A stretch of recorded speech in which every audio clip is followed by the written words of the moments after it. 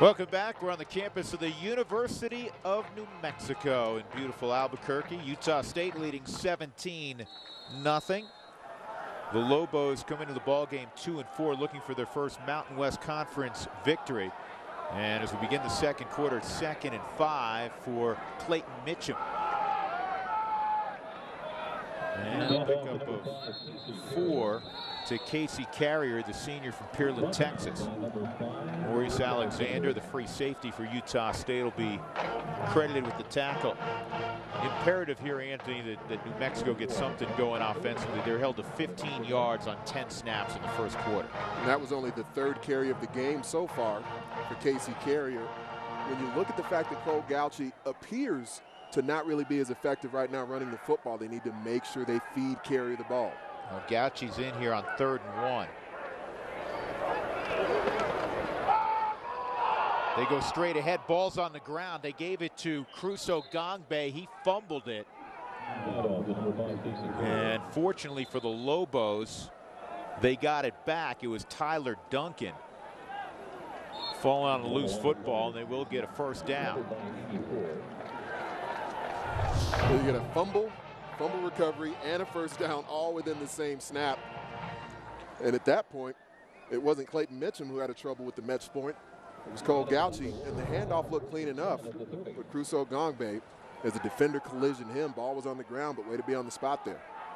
Just their second first down. Gauchi remains at quarterback. Carrier's next to him in the pistol. Gauchi's in trouble, and he's dumped from behind.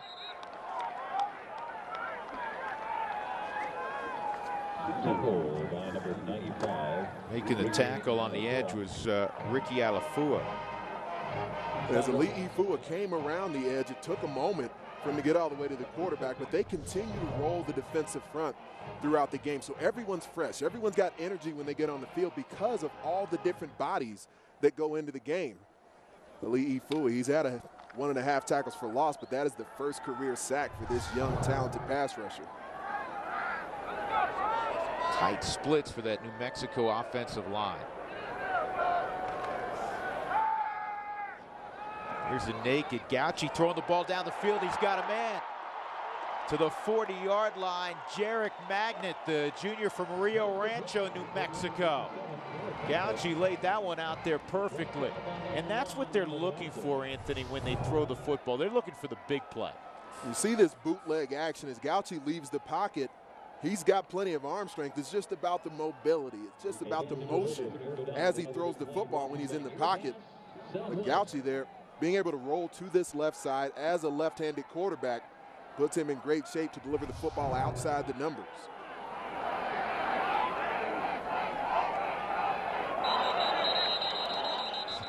Usually,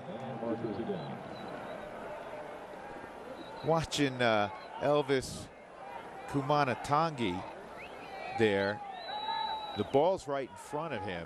Offside. And defense number 96. It's not good 5-yard penalty. When A, the ball's in front of you, and B, you slap your chest saying my bad right after before the official has indicated which way he's going to go. Well, you know what we normally do is we start pointing at the offensive line. Even if you knew it was on you. Elvis honest.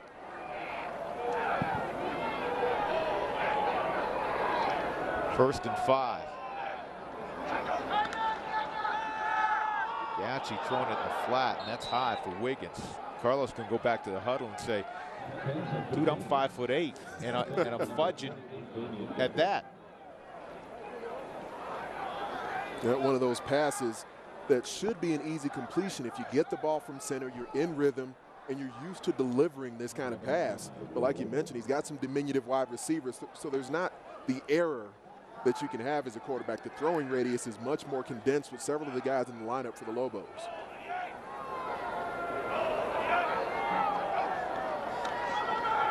They run a little speed option. Carrier makes a man miss and then falls ahead for about a yard. It'll set up 3rd down and 4. Carrier, 8th leading rusher in college football coming in. Fackrell with the tackle, number 9. But he's been bottled up thus far. one of the things we see with the difference between the two quarterbacks and Cole Gauchi having a lot more comfort, as Bob Davie and this coaching staff described, getting out towards the edge. Sometimes you'll see a very late pitch from Gauchi getting the ball to Carrier. New Mexico just 1 for 4 on third downs. They need the 31. And Gauchi kept it, and he's dumped for a loss. It's Dowdy again. Jake Dowdy, who averages 12 tackles a game. You like this kid, don't you, Anthony? I love Jake Dowdy because he's not only a try-hard guy, but he's a playmaker at the same time. And the fact that he can knife into the backfield shows you that his defensive front is hitting blocks. He's got all these big, ugly guys up there keeping the offensive lineman off of him. That allows an inside linebacker like Jake Dowdy to pull the trigger. 4 down territory. New Mexico at the plus 35 will go for it on 4th and 4, and they bring in Mitchum.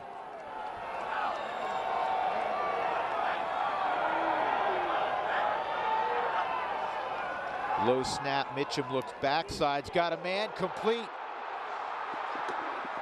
Knocked out at the 14-yard line. Marquise Bundy, the sophomore from Anthem, Arizona. Big catch. Big catch from a big wide receiver at 6'4". He's really the only player they have on the outside that's got margin for error within his frame, and he can catch the ball outside his frame. We saw the corner, Nevin Lawson. He tried to go for the pick six, the reigning Mountain West Conference Defensive Player of the Week. He didn't get the play made, so Bundy was almost off to the races. That was a pretty throw by Mitchum. He had to put a little mustard on that.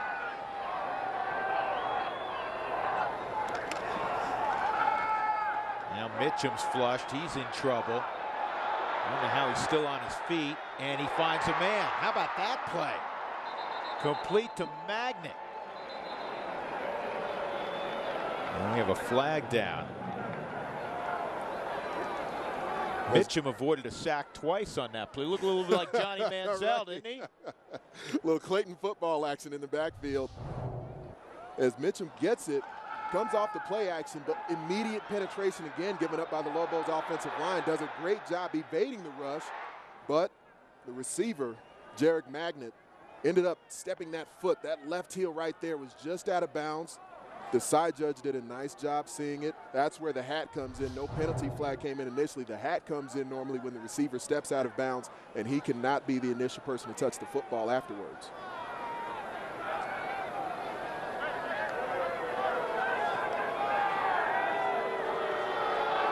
And it did look close. I'll certainly say that from the angle we've seen so far.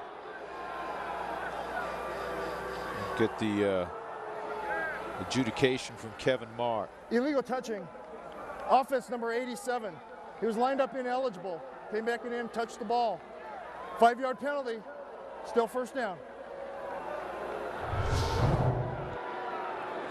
As we see Mitchum in the backfield, like we mentioned, he does an amazing job getting away from multiple defenders and really throws an accurate pass.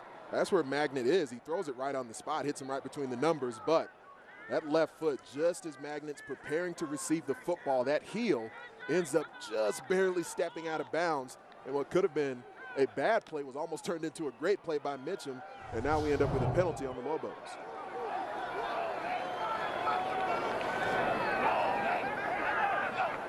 First and 15. Mitchum, end zone shot broken up. Free safety Maurice Alexander knocked the football down, a senior from St. Louis. It'll be 2nd and 15. And Alexander remains down.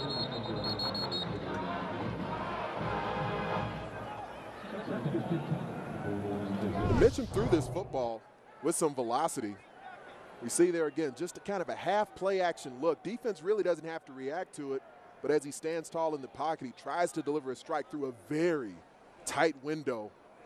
Almost ends up getting it intercepted right there near the end zone by Maurice Alexander. Reese White was his intended target. So Alexander has to check out.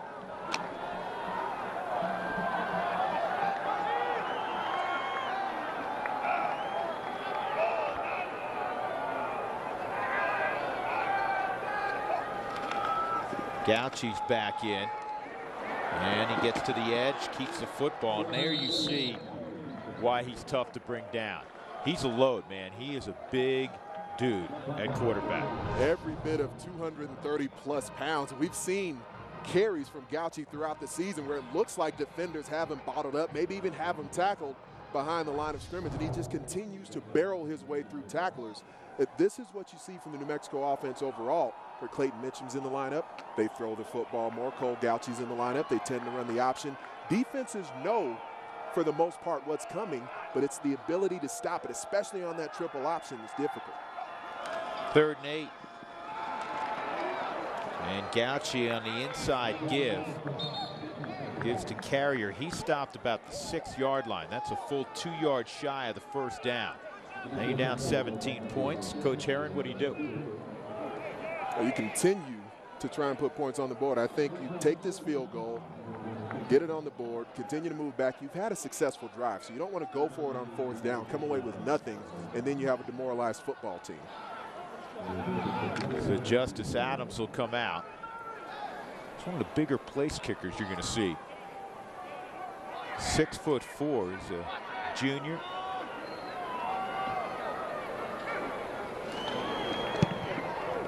And he splits the upright. So New Mexico is on the board with 7:56 to go in the second quarter. Their best offensive moments of the game. 17-3 Utah State. Utah State at University Stadium in Albuquerque leading the Lobos 17-3. Looking to save money by using electricity wisely. Find out how the little changes add up at TogetherWeSave.com, your local Touchstone Energy Cooperative, delivering reliable power, energy-saving tools, and more. With Anthony Herron and Torrey Holt, I'm Drew Goodman. 17-3 Utah State. The Aggies have been to 2 straight bowl games. Never in their history of 116 years of college football had they been to 3 consecutive bowl games. And last year was a banner season. They went 11-2. Most wins, finished the season 16th in the country in the FBS. That's going to lead to plenty of jobs for football coaches when you can have that level of success that Gary Anderson did, and of course with the help of Matt Wells. Adams will kick it deep, and 7 yards deep. Gathering it in is Tay Glover right, and he'll stay in the end zone. Now, we didn't get to see a lot of Darrell Garrettson in the game last week, but so far in the game tonight, I've been extremely impressed with this true freshman signal caller. Not only have they run the football to take some pressure off of him, but they've allowed him to throw the football early in the game. And against the blitz, against some pressure in the pocket, he's been able to stare down the barrel, deliver it down the field, and he's seen big opportunities, and he hasn't missed any of these opportunities yet. He hit his first 6 passes. Last 13 prior to an incompletion going back to last week against Boise State. New Mexico does a good job here on 1st down, bottling up Robert Marshall. And again, it's the big backup nose tackle Devanzo making the stop. Let's go down to the field again, checking with Torrey Holt. Torrey? Yeah, I think all the worries about Darrell Garrettson, the freshman quarterback, went out the window on that second series after he tossed that touchdown. He said he was arrogant in his play. He came over and cool as a cucumber. He gave a little wink to his teammates, then had some more instruction from Matt Wells. He got hit hard there, right as he delivered the football, but he's going to have a 1st down to his tight end Jefferson. It's not Jefferson Court, excuse me. Let's find out. That's 83. It's Wyatt Houston, 3rd team tight end, 6'5", 245-pound freshman from Oregon. There was all kinds of pressure and thump coming towards the backside of Darrell Garrettson from David Guthrie. I told you Guthrie likes to play in the backfield, but the main way you can make a defense pay, even when they get a big hit, is to get a 1st down, to move the sticks. They'll go play action again. Got a post route and a man out there. It's Van Leeuwen, and in and out of his hands, but it was a perfectly thrown football by Garrettson. You know, I give Kevin McGiven a lot of credit. He's the offensive coordinator for Utah State, and he brought him along slowly. A lot of safe throws, a lot of high percentage throws early, and now he's letting him open it up a little bit. And he does a great job hiding the football off that play action fake. There was an opportunity to deliver the football over the middle, but he had an opportunity downtown to Van Leeuwen, threw a great ball. And now a little slant route, and he can't get it to Brandon Swindle. It's a little hot, a little high. It'll be 3rd and 10. I love the fact that he threw the football high on this deep pass, gave Van Leeuwen an opportunity to run under it, and you normally don't see that from Travis Van Leeuwen. He's a guy who's got, if anyone other than Travis Reynolds, maybe the most sure pair of hands on the team. The coaching staff says they've never seen him drop a football. Well, I was going to say, that how unusual is it? That's #1 this year. That's his first drop in 2013. 3rd and 10. And it's complete to the 40-yard line, 45-yard line. It's going to be a full 4 or 5 yards shy of the first down. It was Natson pulling it in. But New Mexico turns away Utah State, so maybe a little momentum swinging back to the home team. Little victories, Drew. Just those little victories. They put a good drive together last time, got a field goal out of it. Maybe a touchdown opportunity was missed, but putting those points on the board, they shift field position, and now their defense had an opportunity to come up with this stop. Jaron Bentrue to punt it. He's going to try to pin New Mexico deep. And it takes a New Mexico roll out to about the 17-yard line. Bob Davie said this is going to be a football game for us to hang in. We got to grind. Grind they are. They'll have the football when we come back, down by 14. 17-3 Utah State, 6:07 left in the second quarter. A reminder, the inaugural Mountain West Football Championship game will be played December the 7th. Visit the MW.com website for more information. So New Mexico will have it at their own 16-yard line. Clayton Mitchum in the football game. Mitchum plenty of time. Didn't like what he saw. He's going to tuck it down, and he has the ability to do this. And he'll get 10 yards on that scramble, or close to it. We're going to mark him, I think, a little bit shy of the first down, so it's an advance of 9. Show pretty good poise there, Anthony. Mitchum far more conscientious with the way that he runs the football. You're not going to see him out in space trying to take on defenders, looking for people to collision as he's trying to get the first down. Brings up a 2nd and short. Now you've got what we call a waste down in the football world. We have an opportunity to maybe try an exotic play. Or you can give it up the middle. Well, you know, with their struggles early in the football game to produce first downs, probably a wise decision there. Carrier sticks it up in there. Did he get enough? Evidently he did. They're moving the chains. Davey. You know, it's funny, you take some time away from college football, and when you recruit 17, 18-year-old kids, you're recruiting moms and dads also. Moms and dads know who Bob Davie is. I don't know how many 17 and 18-year-olds remember his time in South Bend. And that was in and out of the hands, and maybe a little early contact. Tyler Duncan, I think they're going to get an interference penalty against Utah State. He can spin it, Mitchum. He throws a good-looking football. Pass interference. Defense #1. Spot foul. Automatic first down. Contact by Nevin Lawson, senior cornerback from Lauderhill, Florida. They allow Nevin Lawson to be extremely aggressive, especially when he's to the boundary side. They like him to press. They like him to try to be physical, put hands on wide receivers. He's very good at it, but there's those moments where when you're consistently pressing wideouts, you're going to start picking up some penalties. That time he put his hands on him a little early. Yeah.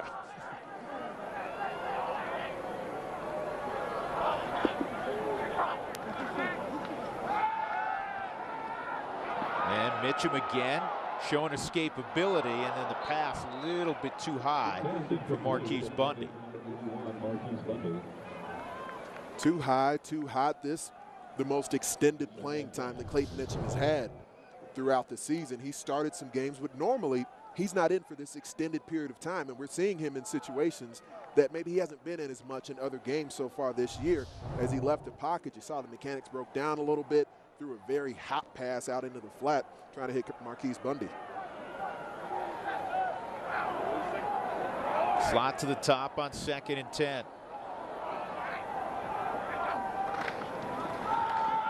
They'll give it to Carrier, and it is hard to run against Utah State. 29th in the country against the run, leading the Mountain West Conference. They average holding opponents to a little more than 120 yards a game. They're pretty stout up front. That's the toughest spot to find, isn't it, in recruiting? Big defensive, agile linemen. You see some of the numbers right here they've put up. I mean, leading the Mountain West in really all the numbers that matter defensively. 3rd and 8 from Mitchum in New Mexico.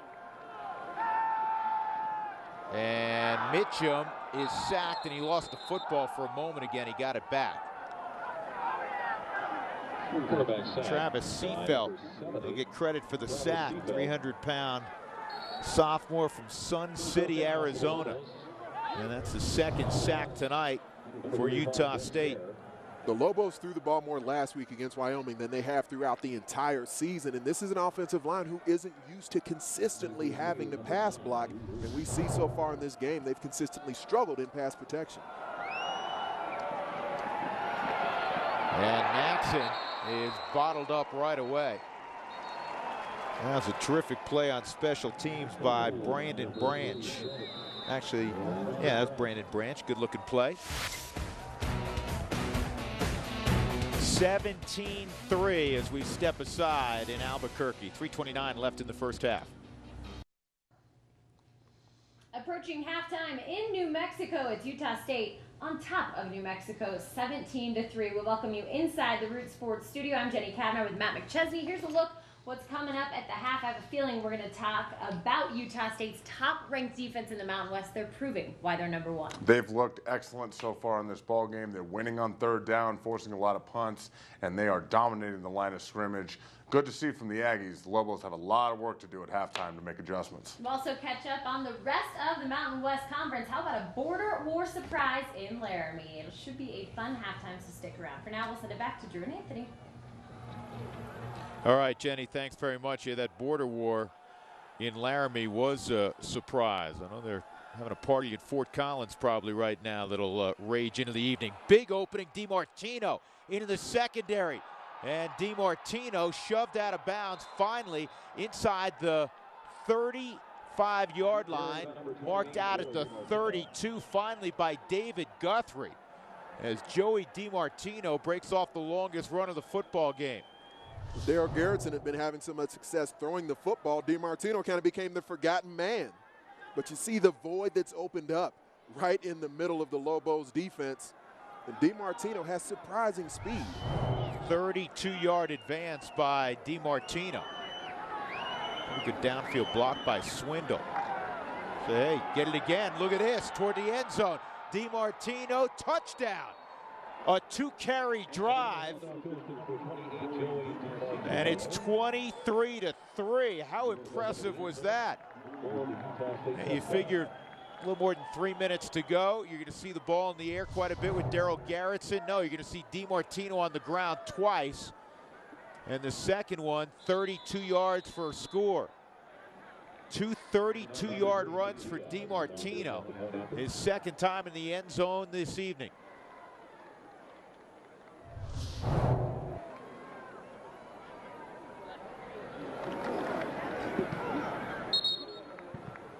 Talk about taking momentum back. That's what Utah State just did. 24-3, the GMC scoring drive.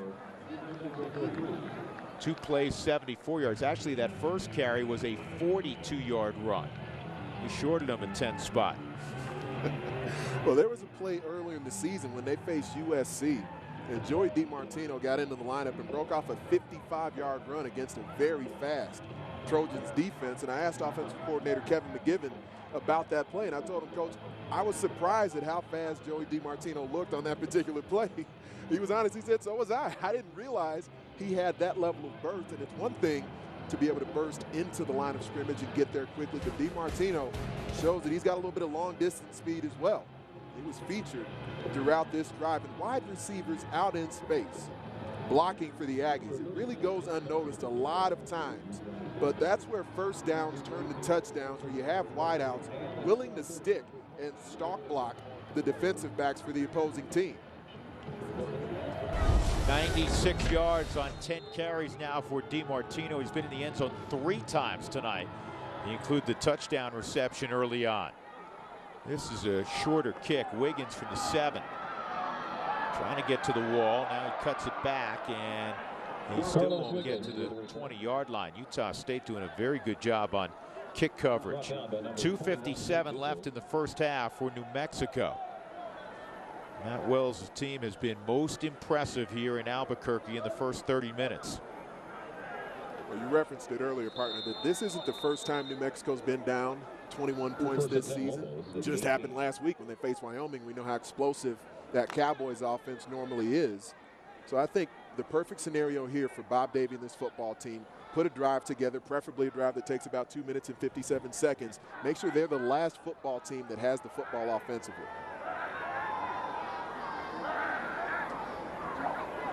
Gauci back in at quarterback, and they're going to run a end around, and this thing isn't going anywhere. This is going to be a loss of yards. Maurice Alexander healthy again back in there, and he makes the tackle. They tried to bring the freshman receiver, Rich Jones, around on what essentially has a double reverse sort of feel to it, because you fake the ball up into the middle, and he just tosses it back to Rich Jones. Another young football player, 5'10", only 160 pounds. There's some diminutive people in the lineup, especially the younger football players, but some guys who Bob Davie and his staff are very excited about. Well, he's from DeSoto, Texas, and Coach Davie, along with every other coach in America, spends a lot of time in the Lone Star State. That's Marquise Bundy, a minimal gain on the throw out in the flat. It'll set up 3rd down and long, and this is where the playbook gets real thin, particularly for New Mexico, who wants to run a lot of option football. Timeout, Utah State, their first and a half. Utah State's going to utilize a timeout. They want to get the football back. Let's go down to the field again. Torrey Holt. Torrey? You know, guys, it's widely known the October is Cancer Awareness Month, and Utah State special teams coordinator and running backs coach Dave Unger beat lymphoma recently. In December of 2012, after getting ill, he discovered that he had lymphoma. He told me, fortunately, they caught it early, and it was the right kind of lymphoma. He is now cancer-free, and the silver lining out of all of this, because he had to step away from collegiate coaching, he had the opportunity to stay home last year and coach his kids' high school football team. And incidentally, it is Think Pink night here in New Mexico. Yep, Breast Cancer Awareness Month. Clayton Mitchum back in. That's fortunately a great story, a positive story that you just told, Torrey. So 3rd down and a full 10 to go for the first down. I'd like to see them move the pocket in this scenario. Initial formation, you've got trips to the field. I'd like to see some sprint action, because when you leave Clayton Mitchum in the pocket as a sitting duck, we've seen the Lobos haven't been able to protect him.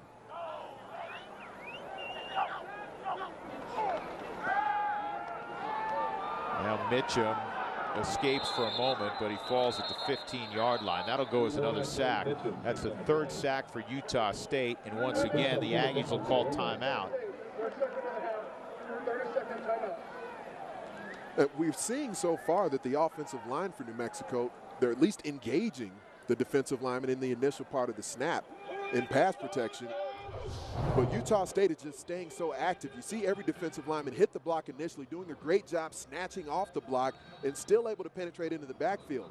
As an offensive blocker, that's really when you're supposed to have the advantage. When the defender initially gets into your pads, that's an opportunity to clamp onto him, but those clamps just aren't working well so far for the Lobos. B.J. Larson probably will get credit for that sack.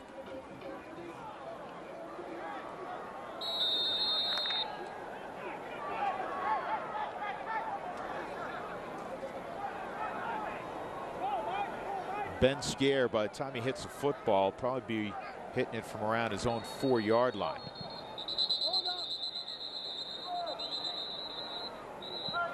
Whistles.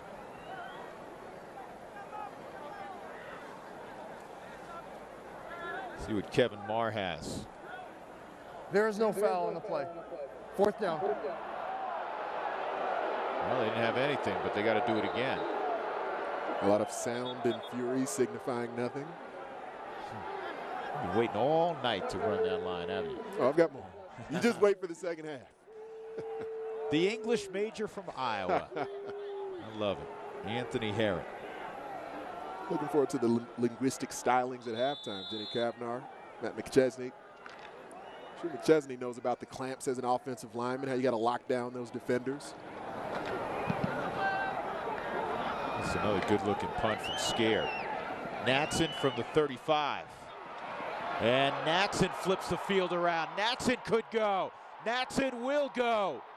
No flags.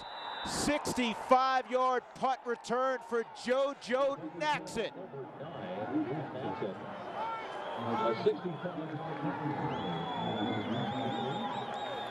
And the Aggies now putting it on the Lobos here in the first half in Albuquerque. But JoJo Natson had only been averaging just over 4 yards per punt return up to this point in the season. That'll change. That statistical category is going to look quite different. That may have been a touchdown in flag football. Diaz has been busy. It's 31-3, Utah State. As JoJo Natson receives the football off the punt, like you mentioned, it was a good punt. Had some hang time on it, great distance. But let's take a look as he catches the football. Right here, we see a lot of defenders in the coverage team bottled up in that space. Normally it would be an opportunity to escape to the outside, but because Natson is so patient with the way he works the return, he just threatens the numbers a bit, and that opens up the running lane that leads to the go-go for JoJo. You see there, just that faint step that he took towards the side, threatening the numbers, that's what opens up the running lane because you had everyone in one area of the field. Do you remember years ago when you talked about college football recruiting?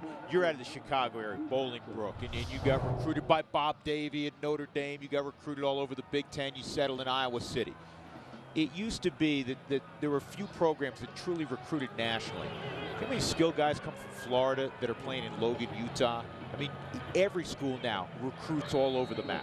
Well, it's because you have television packages for every one of the major conferences. You've got television networks like Root Sports that give the opportunity for all these different athletes to be seen on television, where back in the day, you didn't have that opportunity, and it was a selling point for a lot of the major universities. And Wiggins, again, nowhere to go. It's a great story. I alluded to the fact that Bob Davie recruited you, and you couldn't recall. You know, you got, as you said, you got hit in the head a few times, since then. And you looked at Coach Davie and you said, did you come to my home back in '95? Coaches never forget who they recruit, right? They usually don't. Coaches have memories like elephants, and he was the defensive coordinator at Notre Dame at the time. And in talking to Bob Davie just on Friday, I said, well, Coach, you came, you looked at my transcript, he looked me right in the face and said, nope, your grades aren't good enough to make it to Notre Dame. So for me, that was a load off my shoulders. I hadn't seen Coach Davie in person since that time back in '95. At least made me feel better to know that, yeah, I'm not too crazy. I thought that was Bob Davie that came and let me know I wasn't quite Irish material academically.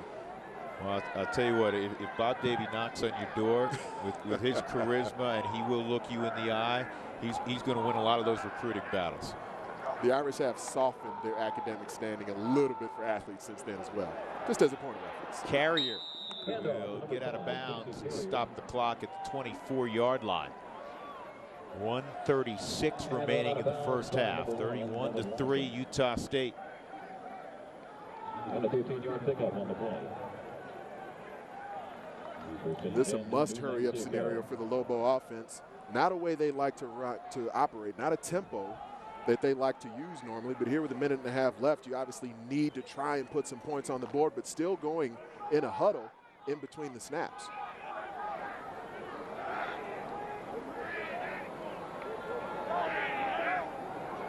Cole Gauchi at quarterback, and the sophomore will flip it to Carrier, and he cannot make the number 5, Casey Carrier. Edge man Kyler Fackrell miss. There's Fackrell. That's Kyler Fackrell. He showed up, and he's about a 205-pound kid. He's put 40 pounds on since arriving in Logan, Utah.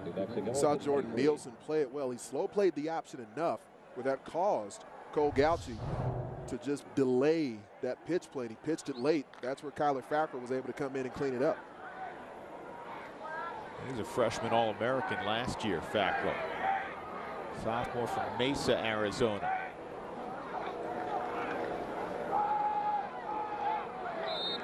And he gets the lead back, couple of yards. Clock moving inside, 45 seconds left before halftime.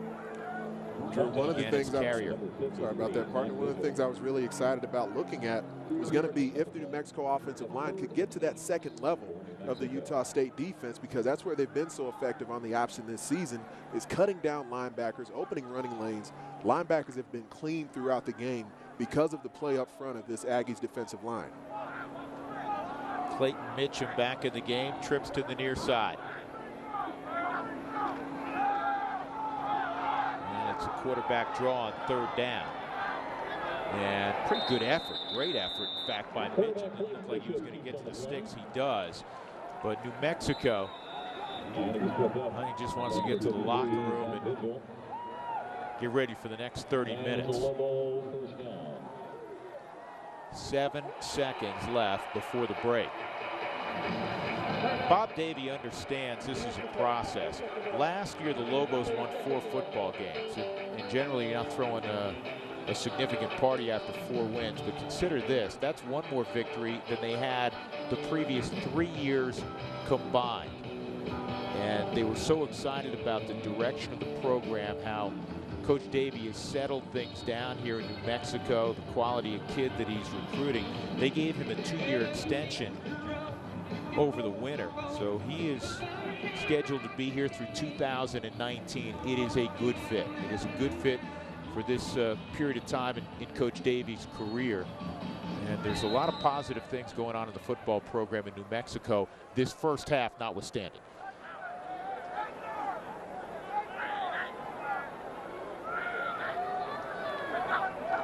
So 7 seconds left.